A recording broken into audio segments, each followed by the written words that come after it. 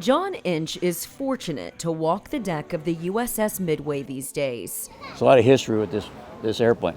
He's a volunteer docent aboard the now Maritime Museum, but 50 years ago, life on the ship looked a whole lot different. Coming back aboard, a little bit of nostalgia about that, and also pride that she's still serving. I'm not anymore, I'm retired, but Midway continues to serve and is a symbol of our freedom and everything, so I take a lot of pride in that. And pride in the 2 tours he served on the ship during the Vietnam War. Captain Jack, as he's known now, was a missile systems instructor in the Army.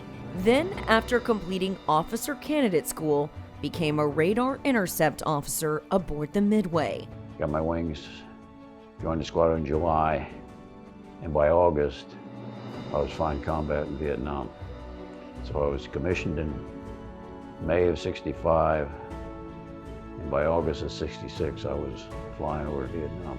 Soon after, he was credited with destroying 2 enemy MiGs during aerial combat. Captain Jack flew close to 300 combat missions aboard the Midway.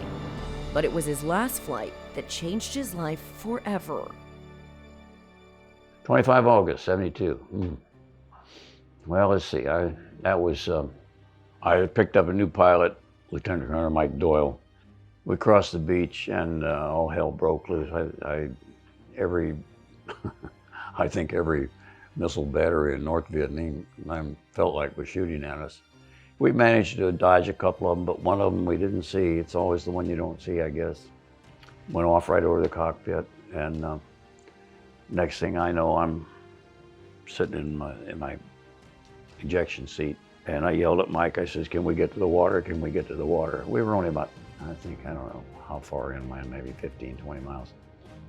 And he didn't answer, and I looked up through the cockpits and I realized he was slumped forward, and I realized he wasn't flying that airplane anymore. So I reached down with my good hand and command ejected both of us out of the airplane. I remember the initial shot of the seat going off, and then my next memory is hanging in the chute. So I must have passed out, I guess, from the ejection. It was high speed, low altitude ejection. We were going, 450 miles an hour or so. And then the next thing I remember was I heard some strange noises whizzing by me, and I looked down, and the people, my reception party, was shooting at me in the chute. So I couldn't bless myself, but I mentally said, I figured this was it, God, here I come. Captain Jack recalls laying in an open field until finally being captured and taken away by Vietnamese troops. And waiting there was a truck with uniformed military, and they turned me over to them. They blindfolded me, put me in the back of the truck, and we took off and drove to Hanoi. And I ended up in the prison, Hanoi Hilton, and put me in a little room, closed the door, and let me contemplate my fate, I guess. He was a prisoner of war for 216 days until his release during Operation Homecoming in March of 1973. I was fortunate. I got shot down on my 4th combat cruise, 285th mission, I think it was. Had I been shot down on my first cruise in 1966, I'd have been there for 7 years.